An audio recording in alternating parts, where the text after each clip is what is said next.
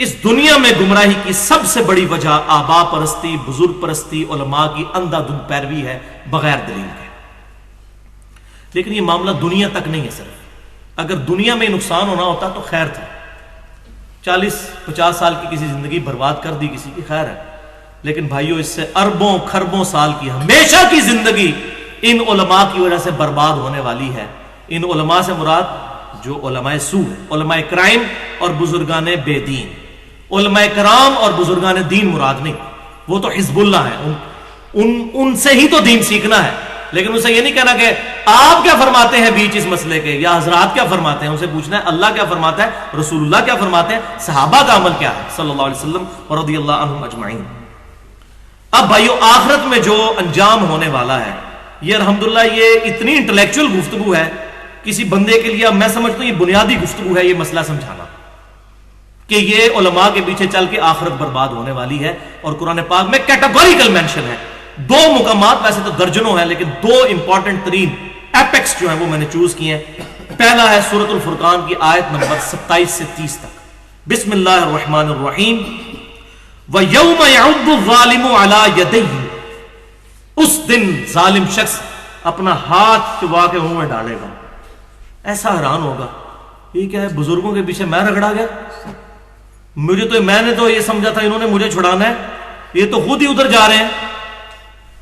اس دن ظالم شخص اپنا ہاتھ چبا کے منہ میں ڈالے گا، کہے گا یقول یا لیتنی اتخذت مع الرسول سبیلا، کہے گا ہائے افسوس کاش میں نے رسول اللہ کا راستہ اختیار کیا ہوتا۔ دیکھ لیں وہی بیماری، رسول کا راستہ اختیار کیا ہوتا۔ یا ویلتا، ہائے افسوس، لیتنی لم اتخذ فلانا خلیلا، کاش میں نے فلاں بزرگ کے ساتھ، فلاں شخص کے ساتھ، فلاں دوست کے ساتھ دوستی نہ گانٹھی ہوتی، اس کے پیچھے میں بیڑا غرق ہو گیا میرا۔ اور وہ کیا، لقد اضلنی عن الذکر، بے شک اس نے، میرے دوست نے تو مجھے گمراہ کر دیا اس الذکر قرآن سے، انا نحن نزلنا الذکر وانا له لحافظون، بعد اذ جاءنی، بعد اس کے کہ وہ حق میرے پاس آ چکا تھا، مجھے بتا دیا گیا تھا کہ بخاری اور مسلم میں نماز کا طریقہ یہ لکھا ہوا ہے، لیکن میرے دوستوں نے مجھے کہا نہیں نہیں نہیں، اتنے بزرگ پاگل تھے، بیڑا غرق کر دیا انہوں نے اپنا بھی اور میرا بھی۔ وَقَانَ الشَّيْطَانُ لِلْإِنسَانِ خَذُولًا، اب اللہ نے شیطان کہہ دیا کہ بے شک شیطان جو ہے وہ انسان کو بے یار و مددگار چھوڑنے والا ہے، قیامت والے دن کسی نے کام نہیں آنا۔ وَقَالَ الرَّسُولُ يَا رَبِّ إِنَّ قَوْمِ اتَّخَذُوا هَذَا الْقُرْآنَ مَهْجُورًا، اور رسول اللہ صلی اللہ علیہ وسلم کہیں گے اے اللہ میری قوم نے قرآن کو پیٹھ کے پیچھے ڈال دیا تھا، میری امت نے قرآن کو پیٹھ کے پیچھے ڈال دیا تھا۔ نبی صلی اللہ علیہ وسلم شکایت کریں گے، جس کی شکایت امام کائنات سید الاولین والآخرین شفیع المذنبین رحمت للعالمین سیدنا و مولانا امام اعظم محمد رسول اللہ صلی اللہ علیہ وسلم کر دیں، اس کی شفاعت کون کرے گا؟ ہمیں تو مولویوں نے صرف شفاعت والی حدیثیں سنائی ہیں، حق ہے، لیکن شکایت لگنی ہے جس نے قرآن کو پس پش ڈالا، شفاعت نہیں اس کی ہونی، پھر شکایت لگنی ہے، الٹا شکایت لگ گئی تو پھر بیڑا غرق، وَلِعَوْذُ بِاللَّهِ تعالی، اللہ کی پناہ میں آتے ہیں۔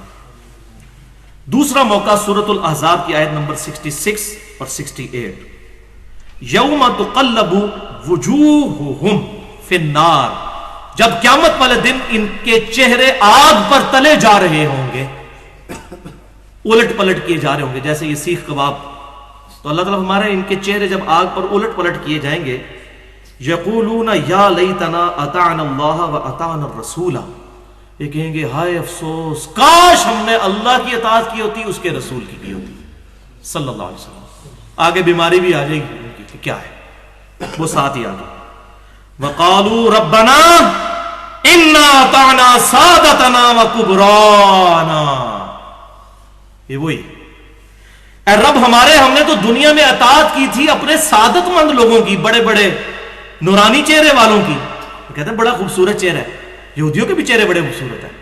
الحمدللہ مجھے بھی ایک بندے نے اگلے دن میری ویڈیو پہ کمنٹس کیے ہوئے، وہ ہے جو بندی مکتب فکر سے تھے، تو وہ مجھے کہنے لگے جی آپ کے چہرے پہ نورانیت نہ ہوتی تو میں آپ کے لیکچر بھی نہ دیکھتا۔ میں نے کہا یار اس نورانیت سے نہ دھوکہ کھاؤ، اس سے نورانی چہرے ہیں جو دنیا کو فراڈ کی طرف چلا رہے ہیں، ہم چہروں کے اوپر فیصلہ کرتے ہیں نا۔ تو کہیں گے اے رب ہمارے، ہم نے تو اطاعت کی بڑے بڑے سعادت مند لوگوں کی، وہ کبرانا اور بڑے بڑوں کی، اتنے بڑے بڑے یہ وہ ہیں کبرانا کبیر بڑے بڑے. فَأَضَلُّونَ السَّبِيلَ، تو انہوں نے تو یا اللہ ہمیں گمراہ کر دیا تھا دنیا میں، لیکن اب تو کچھ نہیں ہو سکتا. تو کہیں گے یا اللہ اب کچھ نہیں ہو سکتا، تو ایک ہماری ریکویسٹ ذرا سن لے. ربنا آتہم ضعفین من العذاب والعنہم لعنا کبیرا، اے اللہ ہمارے بزرگوں کو دگنا عذاب دے جن کی وجہ سے ہم گمراہ ہوئے، اور ان پر بڑی لعنت کر. چلو اب دنیا میں ہم تو نہیں جا کے بچ سکتے، لیکن انہوں نے جو ہمارا بیڑا غرق کیا ان کو دگنا عذاب دے. یہ وہ دوست کی کہہ رہے ہوں گے ہمارے بزرگوں کو جو یہاں ان کے ناموں پہ لڑ رہے ہوتے ہیں دوسروں کے ساتھ، وہاں کہیں گے اللہ ان کو دگنا عذاب دے، ان پر بڑی لعنت فرما جن کی وجہ سے ہم نے نبی صلی اللہ علیہ وسلم کا مبارک دامن کرم چھوڑ دیا تھا. اللہ اکبر. یہاں بھی معاملہ ختم نہیں ہوا، تیسرا موقع تو اس سے بھی خطرناک آیت ہے، سورہ حامیم السجدہ آیت نمبر 29. ربنا ارنا الذین اضلانا من الجن والانس. یہی لوگ پھر جب دوزخ میں پہنچیں گے کہیں گے اے اللہ ایک دفعہ ذرا ہمیں دکھا دے ہمارے وہ بزرگ انسانوں میں سے بھی اور جنوں میں سے بھی. یہ وہ جنوں کی جماعتیں بھی بھیجتے ہیں نا، بعض لوگ کہتے ہیں فلاں بزرگ جو ہیں وہ جنوں کی جماعتیں تبلیغ میں بھیجتے ہیں. اے اللہ ہمارے بزرگ دکھا دے. نبی صلی اللہ علیہ وسلم نے کوئی جماعت نہیں بھیجی، ایون آپ کو پتہ بھی نہیں چلا.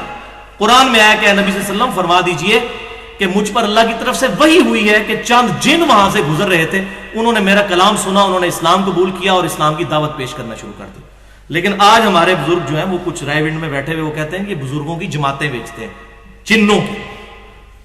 تو یہ جو بھی بندہ کہتا ہے نا فلاں بندے کے قبضے میں جن ہے، اصل میں جن اس کے قبضے میں نہیں ہوتے، وہ جنوں کے قبضے میں ہوتا ہے. ہاں بالکل. تو اے رب ہمیں دکھا دے ہمارے بزرگ جنوں میں سے بھی اور انسانوں میں سے بھی جنہوں نے ہمیں دنیا میں گمراہ کیا تھا. نجعلہما تحت اقدامنا، اے اللہ ہم ان کو اپنے پاؤں کے نیچے رونیں گے ان بزرگوں کو جنہوں نے ہمارا بیڑا غرق کیا تھا. اور یہ آپ مجھے دل سے پوچھیں، میرا تو دنیا میں دل کرتا ہے کہ جن بزرگوں کی وجہ سے میں کتاب و سنت سے دور رہا، آج میرے والے ہوں تو میں جوتیوں سے ان کی مرمت کروں. آخرت میں تو یقین ہے. دنیا میں بندے کو غصہ آتا ہے یار انہوں نے ہمیں کس دھوکے میں لگائی رکھا، کس امید پہ چلائی رکھا. تو قیامت والے دن کہیں گے اللہ ہمارے بزرگوں کو جنوں اور انسانوں میں سے ہمارے حوالے کر دے. نجعلہما تحت اقدامنا، ہم پاؤں کے نیچے ان کو رونے، لیکون من الاسفلین، تاکہ دوزخ کے سب سے نچلے حصے میں پہنچے. اتھے واڑ کے نا انہوں نے دوزخ کے تھنڈے حصے تا ساڑی روح سکون ملنا ہے، لیکن کوئی نہیں ملنا. لیکن وہاں غصہ پھر یہ نکلے گا. تو بھائیو اس دن آنے سے پہلے پہلے نبی صلی اللہ علیہ وسلم کے مبارک دامن کرم کو تھام لیں اور ان سے اعلان برات کر لیں، ادروائز بیڑا غرق ہونے والا ہے. اچھا اب یہ اتنی آیات ہیں بالکل واضح ہیں، لیکن مولوی کے پاس ایک ایسا زہریلا نسخہ ہے جس سے وہ پورے قرآن اور حدیث کے ذخیرے کا بیڑا غرق کر دیتا ہے اپنے زون میں. او جی یہ آیتیں تو کافروں کے بارے میں. ہاں تو جناب ساڈے کو بڑیاں پھکیاں نے اینٹی وینم نے اس زہر دے علاج واسطے بہت اینٹی وینم ہے. یہ آخری ان کے پاس حل ہوتا ہے. یہ کافروں کے بارے میں تو بھئی یہ قرآن پھر کافروں کو دو، خود نہ پڑھو. قرآن پاک بھائیو رولز ہیں. یہ نہیں ہے کہ ٹریفک کا قانون صرف عوام کے لیے ہے اور جو ٹریفک کا آفیسر ہے اس کو ڈبل لتر پڑیں گے اگر اس نے اشارہ توڑا کہ تو دائی تھا اس کا کہ ٹریفک کی پابندی کرو.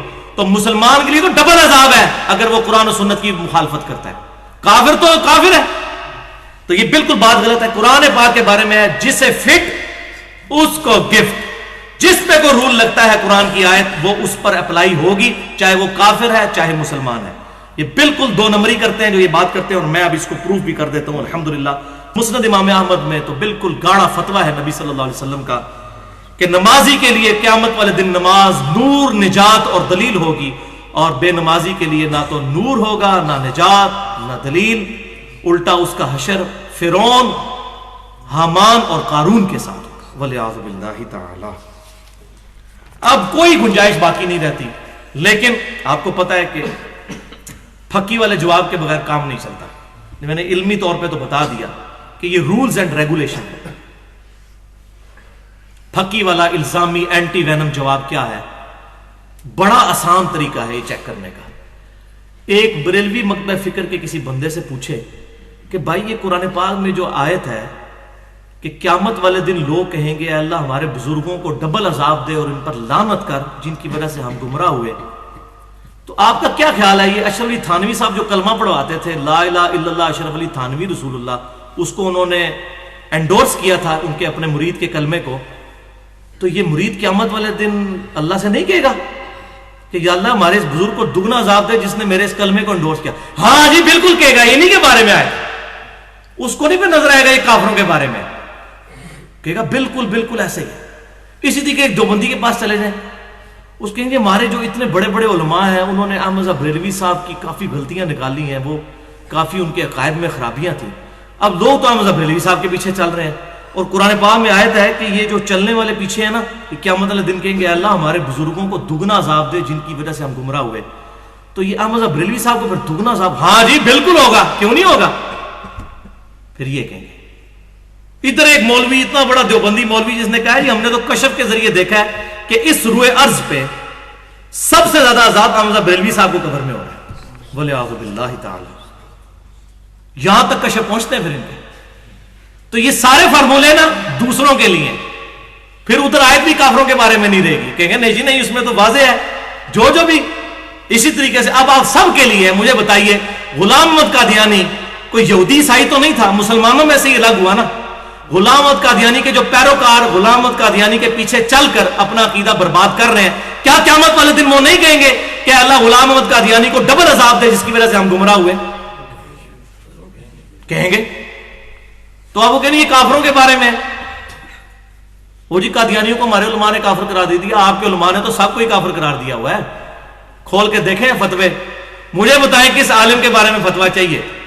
دیوبندیوں کے علماء کو بریلویوں نے کافر قرار دیا ہوا، بریلویوں کے علماء کو دیوبندیوں نے کافر قرار دیا ہوا، ان دونوں نے اہل حدیث کو دیا ہوا۔ اہل حدیث، یہ تکفیر اور خوارج والا سلسلہ قیامت تک کے لیے جاری ہے، یہ تھوک کے حساب سے فتوے ساروں نے سنبھال کے رکھے ہوئے، کسی کو نہیں چھوڑا ہوا، سب ایک دوسرے پہ فتوے لگاتے ہیں، حق بات ماننے کے لیے کوئی تیار نہیں ہوتا۔ اتنے بڑے بڑے بزرگ پاگل ہیں اور وہ اپنے بزرگوں کہہ رہے ہیں، دوسروں کہہ رہے ہیں شیطان ہے، اتنا بڑا بزرگ وہ بھی بزرگ نہیں نظر آئے گا، دوسروں کے بزرگ شیطان، اپنے بزرگ اتنے بڑے بڑے۔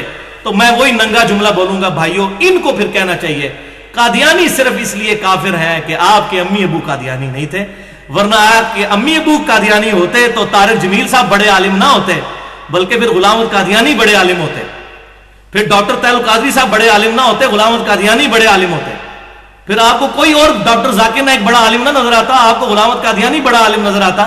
آپ کے امی ابو دیوبندی تھے، آپ دیوبندی ہیں، آپ کے امی ابو بریلوی تھے، آپ بریلوی ہیں، آپ کے امی ابو اہل حدیث ہیں تو آپ اہل حدیث ہیں، آپ کے امی ابو قادیانی ہوتے تو آپ قادیانی ہوتے، اور غیر احمدیوں کو کافر سمجھ رہے ہوتے۔ یہ ہے ٹوٹل ان کی پوری گیم، ٹوٹل تحقیق کی طرف تو آتے نہیں، دماغ بند، سننا ہی نہیں، اور مولوی نے ایسی پھر پٹی پڑھا دی ہے کہ نہیں نہیں سننے کی ضرورت ہی نہیں ہے۔ اب یہ ذرا ان کا انجام کیا ہونے والا ہے آخرت میں؟ بخاری اور مسلم میں 10 کم از کم ترک موجود ہیں اس حدیث کے، انتہائی سخت الفاظ اس حدیث کے اندر ہے، دنیا کی تمام احادیث کی کتابوں میں یہ حدیث موجود ہے، اور امام بخاری اور امام مسلم کم از کم 10 سندیں اس کی لے کر آئے۔ آپ صلی اللہ علیہ وسلم یہ جو کہتے ہیں کافروں کے بارے میں آئے تھے، نبی صلی اللہ علیہ وسلم سے بھی ذرا پوچھ لیجیے، آپ صلی اللہ علیہ وسلم فرماتے ہیں قیامت والے دن میرے حوضے کوثر پہ کچھ لوگ آئیں گے جن کو میں پہچانتا ہوں گا کہ یہ میرے امتی ہیں، کیونکہ بخاری اور مسلم میں آتا ہے کہ نبی صلی اللہ علیہ وسلم کے امتیوں کے اعضائے وضو چمک رہے ہوں گے تو نبی صلی اللہ علیہ وسلم پہچان لیں گے کہ یہ میرے امتی ہیں۔ تو یہ کافر ہوئے، اعضائے وضو کس کے چمک رہے ہوں گے؟ جو وضو کر کے نماز پڑھتا ہے، یہ مسلمان ہے۔ آگے آپ دیکھیں یہ کافروں کے بارے میں حدیث ہے یا مسلمانوں کے بارے میں؟ تو آپ صلی اللہ علیہ وسلم فرماتے ہیں کہ میں اپنے حوض کوثر پہ ہوں گا اور اپنے امتیوں کو پلا رہا رہوں گا حوض کوثر سے، اور میرے حوض کوثر سے جو ایک دفعہ پی لے گا کبھی پیاسا نہیں ہوگا۔ اللہ تعالی ہم سب کو نصیب فرمائے، آمین۔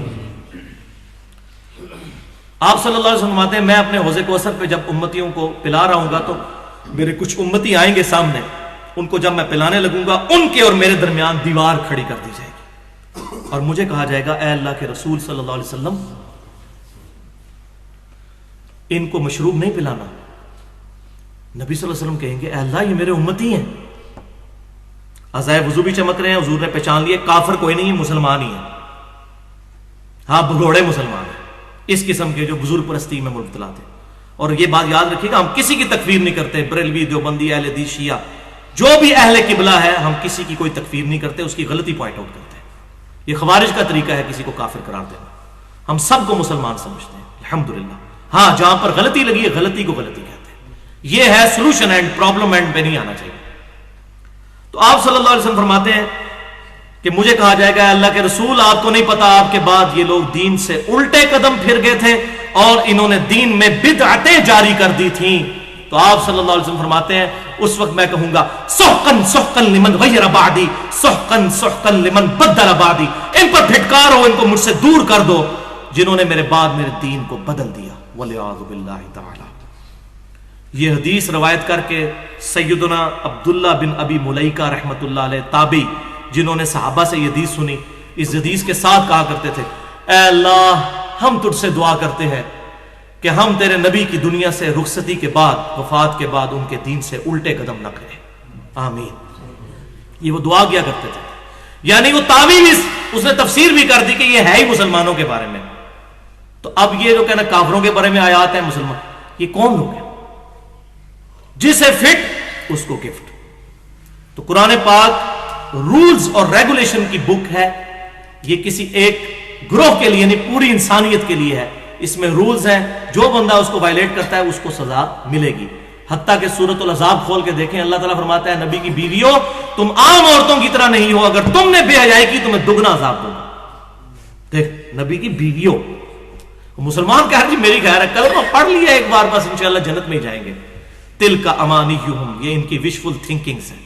یہ بھی ایک یہود و نصارہ کی خرابی تھی، وہ کہتے تھے ہم تو جنت میں جائیں گے، چند دن کے لیے دوزخ میں جائیں گے لوگوں کی آنکھ میں دھول جھونکنے کے لیے، پھر اللہ تعالیٰ ہمیں جنت میں بھیج دے گا، بس ایک پھیرا لگے گا، اور وہی خرابی یہاں بھی آ چکی ہے۔